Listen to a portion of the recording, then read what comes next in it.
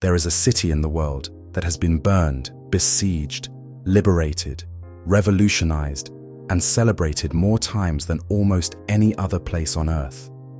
A city that has been home to kings and revolutionaries, artists and emperors, philosophers and conquerors. A city whose very name carries a kind of magic that few places in the world can match. That city, of course, is Paris. Now, we are going to take a journey through its entire history, from its very humble beginnings as a small settlement on a river island, all the way to the global icon it is today. So let's go back, way back, to a time long before the cafes, the boulevards, and the Eiffel Tower.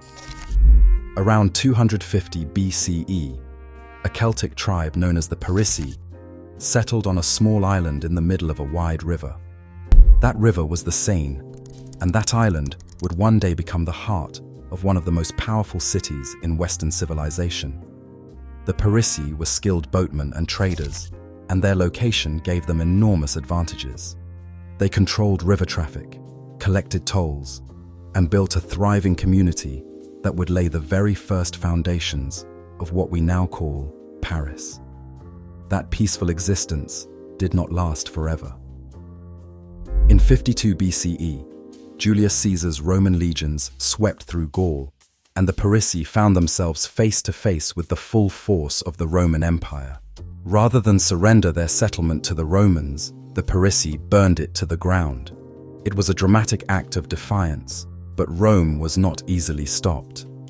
The Romans rebuilt the settlement on the left bank of the Seine and named it Lutetia. They constructed temples, bathhouses, an amphitheater, and a forum, transforming what had been a modest Celtic outpost into a proper Roman town. The remains of that Roman city can still be found beneath the streets of Paris today, a quiet reminder of just how deep the city's roots truly go.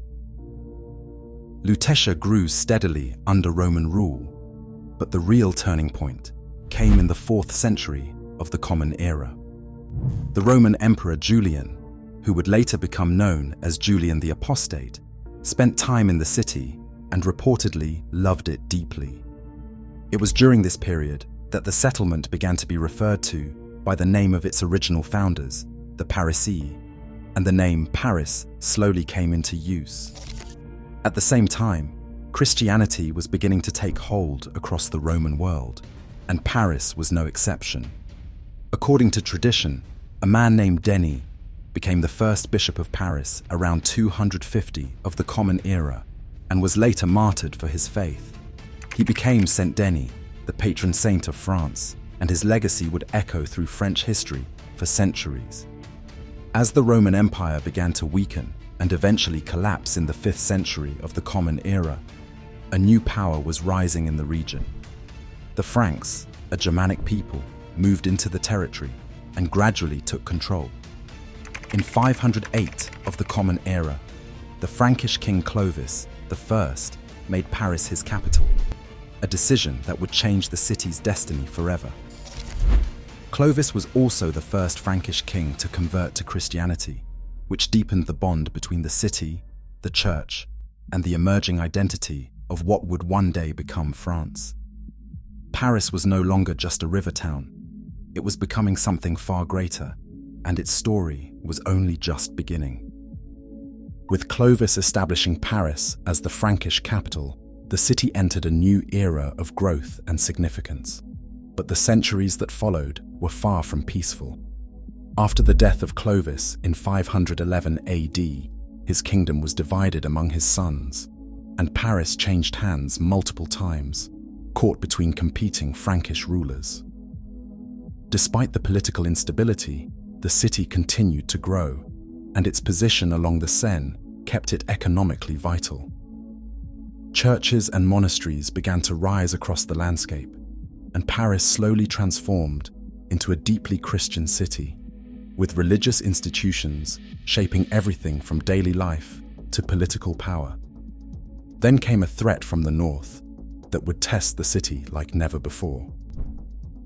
In 845 AD, Viking raiders sailed up the Seine and reached Paris. The city was attacked, plundered, and left shaken. The Vikings returned again and again over the following decades, and in 885 AD, they launched a massive siege of the city, with a fleet reportedly carrying tens of thousands of warriors. The defense of Paris during that siege was led by a man named Odo, Count of Paris, who held the city against enormous odds for nearly a year. His courage made him a hero, and he was eventually elected King of the Franks as a result. The Viking sieges ultimately pushed the people of Paris to strengthen their defenses and reinforced the city's identity as a place worth fighting for. By the 10th and 11th centuries of the Common Era, Paris was growing into one of the most important cities in Western Europe. The Capetian dynasty, which came to power in 987 of the Common Era, when Hugh Capet was crowned King of the Franks, made Paris the undisputed center of royal power in France. Under the Capetians, the city expanded rapidly. Markets flourished, population grew, and construction began on some of the most iconic structures in the city's history. In 1163 of the Common Era, construction began on the Cathedral of Notre Dame on the Ile de la Cité, the very island where the Parisii had first settled more than 1,000 years earlier. It would take nearly 2 centuries to complete, but Notre Dame became a symbol of the city's ambition, faith, and artistic genius that still stands to this day. Paris also became a center of learning during this period. The University of Paris, one of the oldest universities in the world, emerged in the late 12th century of the Common Era from a collection of cathedral schools. Scholars from across Europe came to study theology, philosophy, and the sciences. Thinkers like Thomas Aquinas walked the streets of the city, debating ideas that would shape Western thought for generations. Paris was not just a political capital, it was becoming an intellectual capital as well. The 14th century brought tremendous suffering. The Black Death arrived in Paris in 1348 of the Common Era and tore through the population with devastating speed. Estimates suggest that roughly half of the city's population died within a matter of years. The streets that had once been filled with merchants and students fell eerily quiet. And as if the plague were not enough, France was also locked in the 100 Years' War with England, a conflict that began in 1337 of the Common Era and dragged on for over a century. English forces threatened Paris multiple times, and in 1420 of the Common Era, the city actually fell under English and Burgundian control following the Treaty of Troyes, a humiliation that cut deeply into French national pride. It was in this dark moment that one of the most extraordinary figures in French history emerged. Joan of Arc, a young peasant girl from northeastern France, who claimed to hear the voices of saints, rallied French forces and inspired a renewed resistance. Though she never recaptured Paris herself, her campaigns turned the tide of the war. She was captured, tried, and burned at the stake in 1431 of the Common Era, but her legacy became a cornerstone of French identity. By 1453 of the Common Era, the 100 Years' War was finally over, and Paris began the long process of recovery and rebuilding. The city that emerged from those dark centuries was hungry for something new, and what came next would change Paris and the entire world in ways no one could have predicted. Coming out of the 100 Years' War, Paris entered a period of remarkable renewal. The Renaissance, which had been blooming in Italy throughout the 15th century of the Common Era, began making its way into France, and Paris absorbed its ideas with enormous enthusiasm. King Francis I, who ruled from 1515 to 1547 of the Common Era, was a passionate patron of the arts and invited Italian artists and thinkers to his court, including Leonardo da Vinci, who spent his final years in France. The royal court brought wealth, culture, and ambition flowing into the city, and Paris began to take on the refined, artistic character that would define it for centuries to come. But beneath that elegance Deep religious tensions were tearing French society apart. The Protestant Reformation had spread across Europe, and France was no exception. Catholics and Protestant Huguenots clashed violently throughout the second half of the 16th century of the Common Era. The worst moment came on the 24th of August 1572, a date forever remembered as the Saint Bartholomew's Day massacre.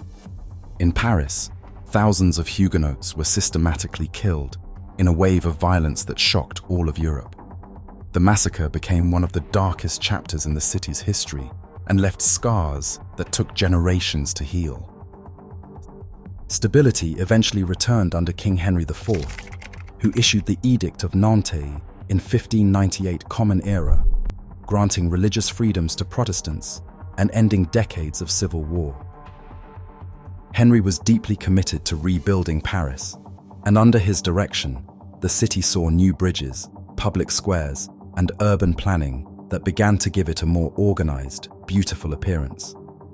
His reign was cut short when he was assassinated in 1610 Common Era, but the foundations he laid continued to shape the city's development.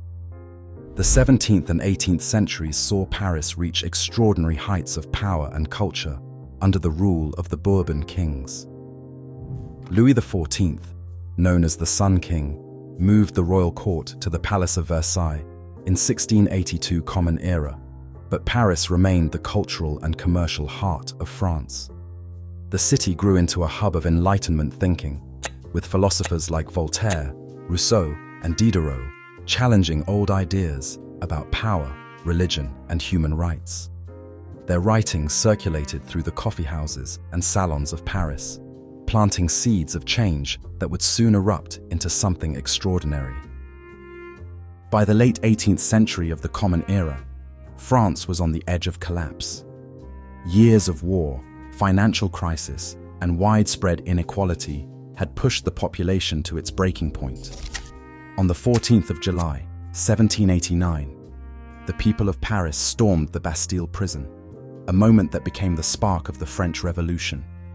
What followed was one of the most dramatic and violent transformations in human history.